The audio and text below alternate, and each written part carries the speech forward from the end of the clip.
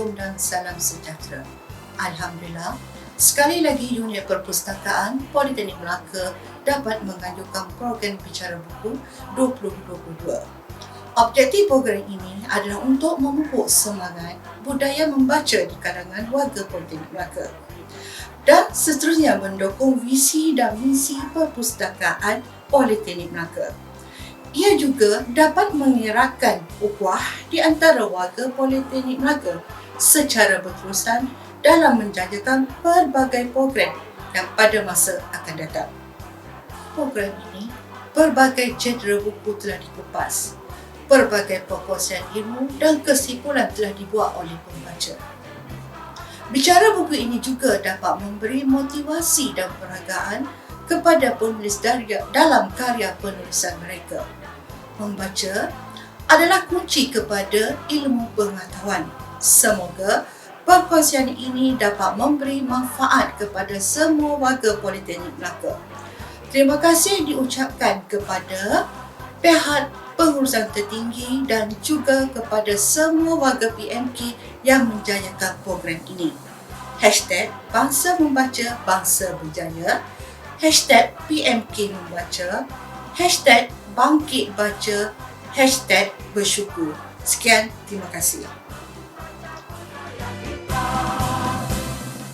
Bismillahirrahmanirrahim.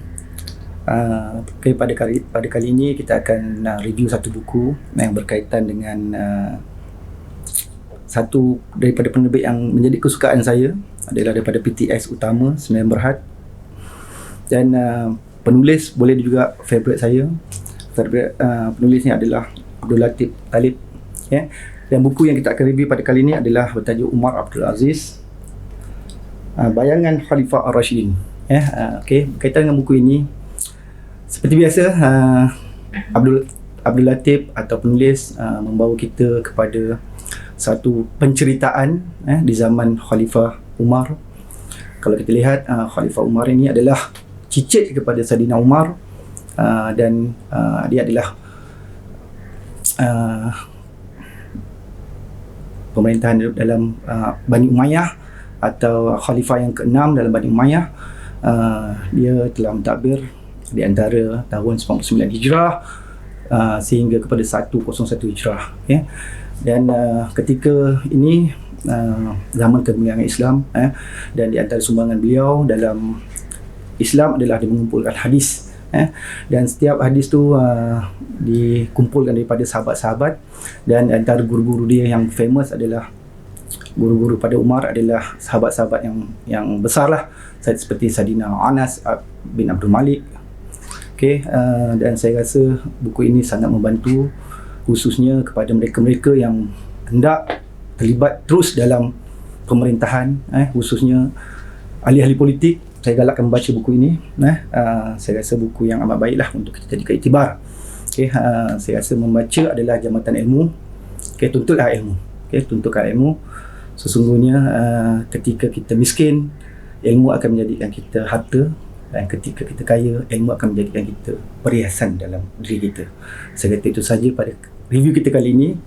Saya ucapkan jutaan terima kasih. Assalamualaikum warahmatullahi wabarakatuh. Assalamualaikum warahmatullahi ta'ala wabarakatuh dan salam sejahtera. Saya Khairul Zamil bin Mat Nazimuddin dari Jabatan Kejuruteraan Awam Politeknik Melaka. Jadi pada kali ini saya ingin membuat ulasan terhadap buku pilihan yang suka saya baca dan saya kongsikan bersama pada hari ini, iaitu buku yang bertajuk ataupun kitab yang bertajuk Muntakab Hadis, itu himpunan hadis pilihan. Di mana kitab ini telah diterbitkan oleh Syarikat Maktabah Ilmiah Sendirian Berhad, dan kitab ini telah dikumpulkan hadis-hadisnya oleh Maulana Yusuf Kandalawi, satu orang ulama yang berketurunan Quraisy daripada India, dan himpunan hadis ini telah disusun semula oleh Maulana Sa'ad Kandalawi, juga dari bangsa Quraisy yang tinggal di India. Jadi menariknya kitab hadis yang ada dalam kitab ini, dia mempunyai lebih kurang 1507 himpunan hadis yang dikumpulkan daripada 96 kitab muktabar. Jadi menariknya buku ini, yang mana buku ini ia ingin membawa kita supaya mendatangkan hati kita bertambah yakin terhadap janji-janji Allah Ta'ala dan janji Nabi SAW terhadap setiap amalan kita. Dan seterusnya dia akan membawa kecintaan kita kepada agama, dan seterusnya akan membawa kita untuk berjumpa dengan merujuk pada ahli ulama untuk kita bertanyakan tentang masalah agama, masalah agama atau sunnah Nabi untuk kita amalkan. Jadi dalam kitab ini disusun dengan ada 6 bab utama. 6 bab utama dan satu bab tambahan, iaitu 6 bab yang pertama iaitu adanya kalimah thayyibah, iman, adanya solat khusyuk dan khudu, ada ilmu dan zikir, kemudian bab keempat ikram muslimin, bab kelima ikhlas niat, dan bab keenam dakwah dan tabligh, dan bab yang ketujuh adalah meninggalkan perkara sia-sia. Jadi ke-6 tajuk ini sebenarnya dia membawa kita kepada sifat-sifat sahabat. Bagaimana nasihat yang diberikan oleh Nabi, peringatan yang diberikan oleh Nabi SAW kepada para sahabat, yang mana sahabat amalkan. Sahabat amalkan. Jadi ini 6 sifat ini menjadi rujukan kepada kita, supaya sifat ini dia dapat sebati dalam diri kita, dalam kehidupan seharian kita, supaya apa? Kita juga dapat menjadi orang yang berjaya. Kalau kita nak berjaya, kita jadi orang yang telah berjaya. Jadi orang yang berjaya adalah golongan sahabat Nabi radhiyallahu an, yang mana mereka ini semua berjaya di sisi Allah Subhanahu Wa Taala. Jadi masya-Allah bila kita dengarkan, kita memperdengarkan ayat-ayat Quran, kita memperdengarkan sabda Nabi, dia ada nur, ada cahaya yang tersendiri boleh masuk dalam hati kita.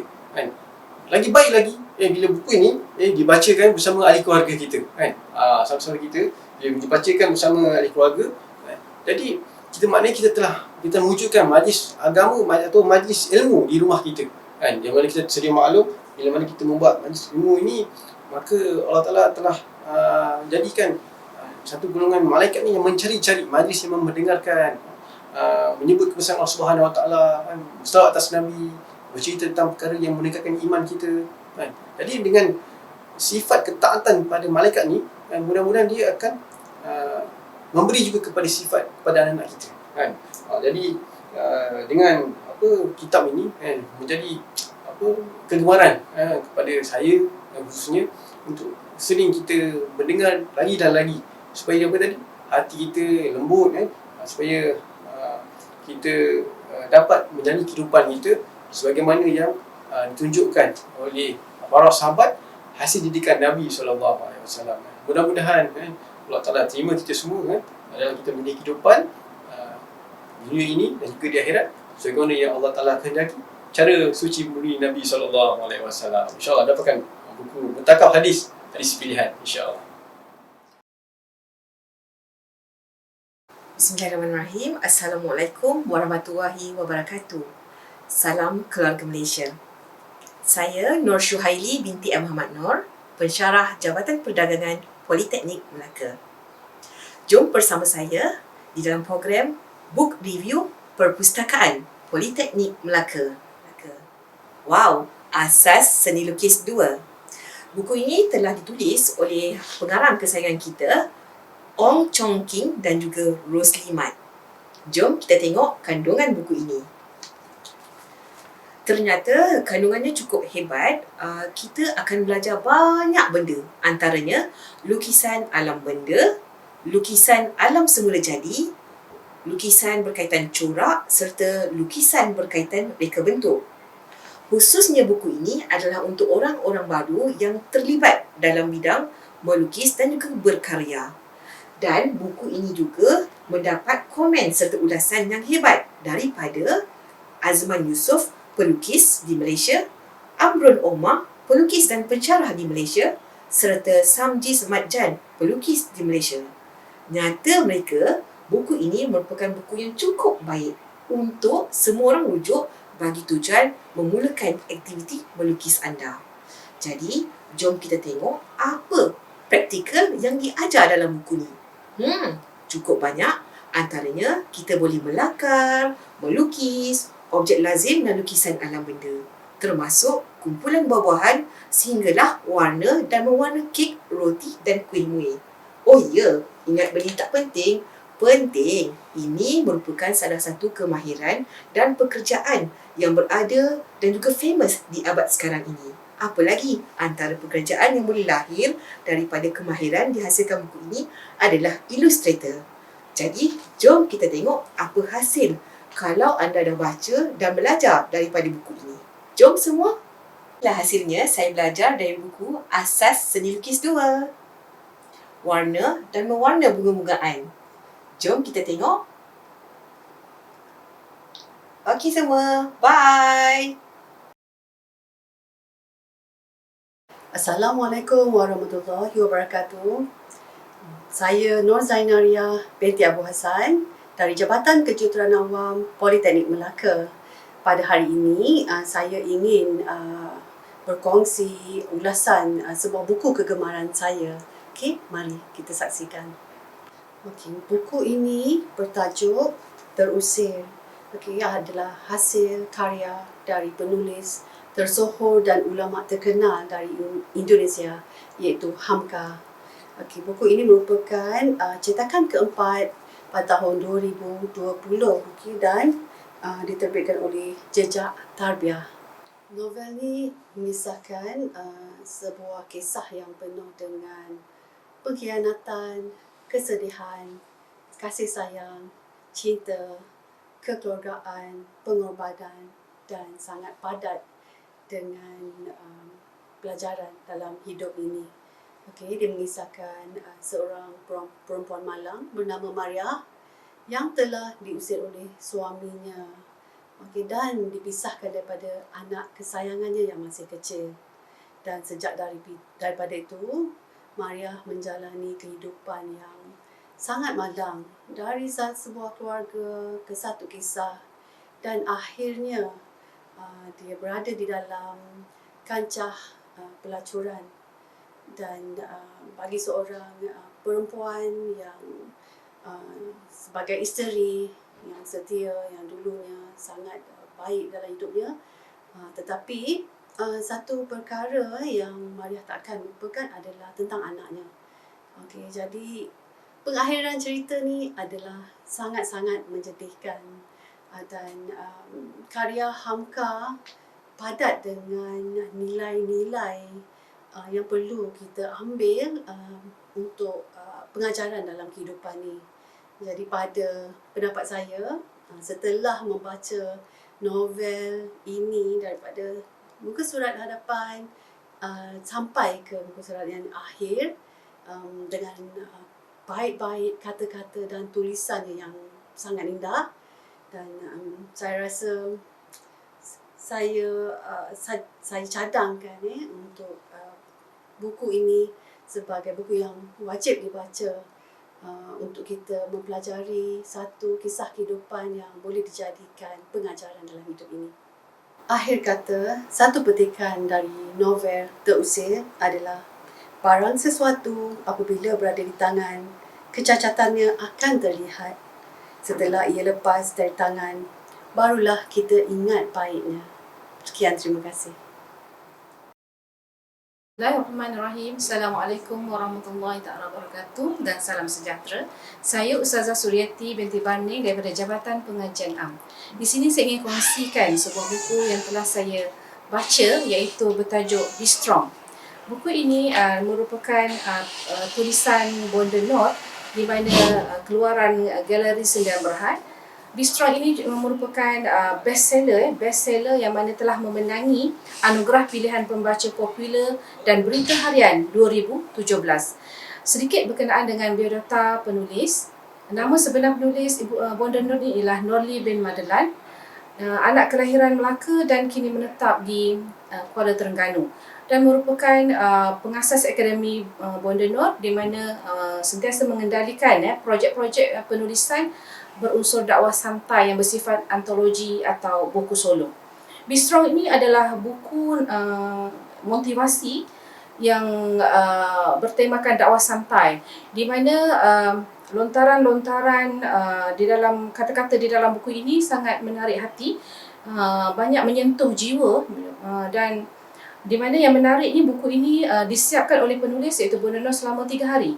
Dan buku ini telah berada di hati pembaca bermula pada 2016 dan bertahan selama 5 tahun berturut-turut menjadi pilihan pembaca popular.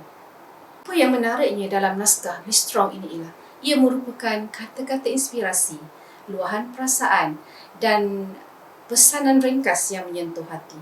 Bila membaca tulisan Bonono ini, sepertinya saya membaca hati saya sendiri. Sebab itulah buku ini telah pun memenangi anugerah pilihan pembaca popular dan berita harian 2017. Saya bacakan sedikit petikan apa yang terdapat di dalam buku tulisan Bonono. Berdepan dengan ujian, kita tidak diberi banyak pilihan. Akur dan bersyukur atau marah dan gelisah, kita pilihlah.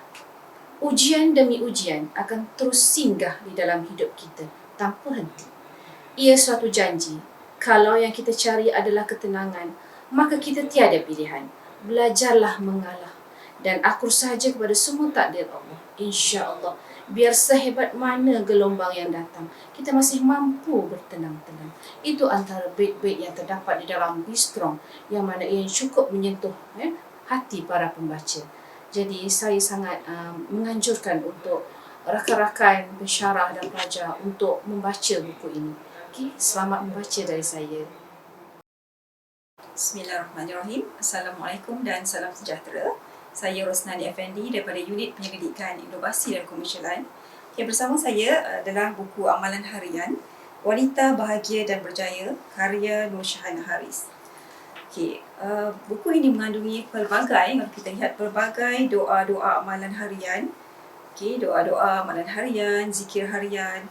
Dan buku ini sangat sesuai untuk dibaca oleh semua wanita berjaya, suri rumah dan remaja-remaja yang ingin berubah kepada yang lebih baik, penuntut ilmu yang mahukan semangat untuk belajar, isteri, ibu, adik, anak dan kawan serta insan-insan yang tersayang sekeliling kita.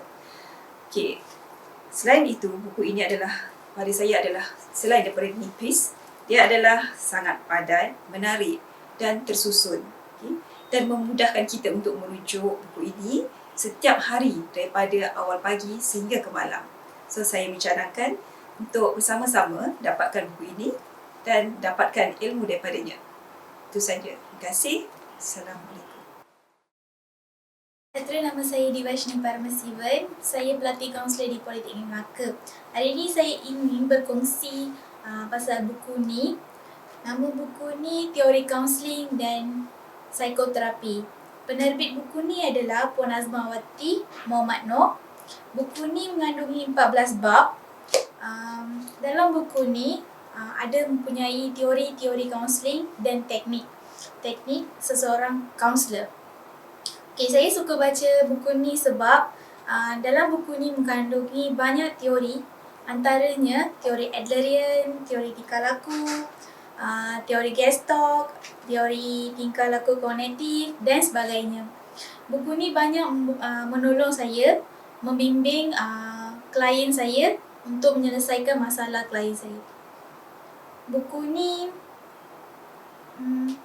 banyak efektif kepada seseorang kaunselor untuk menyelesaikan masalah klien dengan lebih teliti dan berkesan. Saya suka membaca buku ni sebab saya dapat membantu klien saya untuk menyelesaikan masalah dengan lebih berkesan dan teliti. Sekian, terima kasih.